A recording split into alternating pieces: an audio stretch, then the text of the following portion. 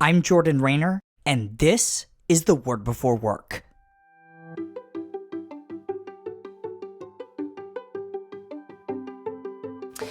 Today we're reading from Revelation 21, verse 1. Here's what it says.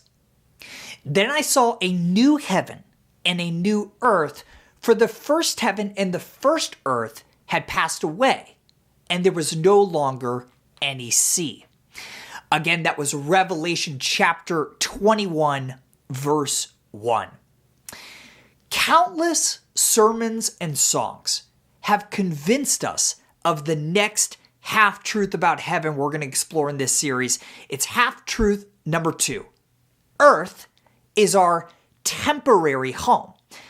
Yes, it's true that when we die, our spirit returns to God. See Ecclesiastes 12, verse 7. Departing earth to be with Jesus in what theologians call the present heaven. The lie is that we stay there. One of Jesus's most famous references to heaven in the Gospels is found in John 14:2, where he says, quote, "In my Father's house are many dwelling places. If it were not so, I would have told you, for I go to prepare a place for you," end quote. But get this, the Greek word for dwelling places is monē, which denotes temporary lodging. Why temporary?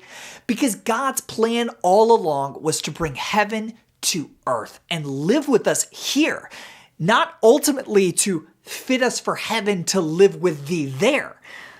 This is what we see in Revelation 21, 1 through 5, as John saw the holy city, the New Jerusalem, coming down out of heaven to earth, where God will dwell with us forever. But wait, Jordan, I thought the earth was going to be destroyed by fire in the end. This idea is rooted in a misinterpretation of 2 Peter 3. Here's the gist. The earth will not be obliterated like the Death Star in Star Wars. It'll be renewed like Te Kā, turning back into Te Fiti in the movie Moana. Haven't seen these great films? Don't worry. John Mark Comer explains this concept well without any cinematic metaphor. Here's what he says, quote, "Heaven is not our home. Earth is. Not earth as it is now, but as earth as it will be in the future. Our hope is not for another place, but another time. Yes, as followers of Jesus, we go to heaven when we die, but we don't stay there. If Jesus is a ticket to heaven, as the preacher says, then he's a round-trip ticket, not a one-way.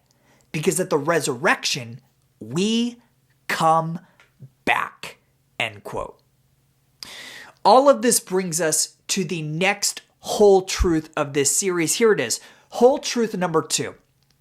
Earth is our temporary home until it is our permanent home. What does this truth mean for our work? Randy Alcorn says this in his terrific book called Heaven. He says, quote, "When we think of heaven as unearthly, our present lives seem unspiritual, like they don't matter. But when we grasp the reality of the new earth, our present earthly lives suddenly matter. Conversations with loved ones matter. The taste of food matters. Work matters. Why? Because these things are eternal," end quote.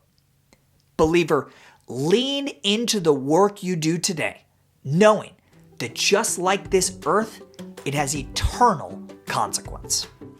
Today's devotional only scratches the surface of how God's Word connects to our work. If you want to go deeper, sign up for my free 20-day devotional called The Word Before Work Foundations at twbwfoundations.com.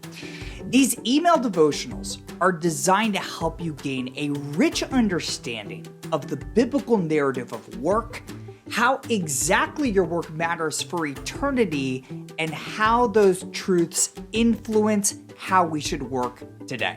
Sign up for free right now at twbwfoundations.com.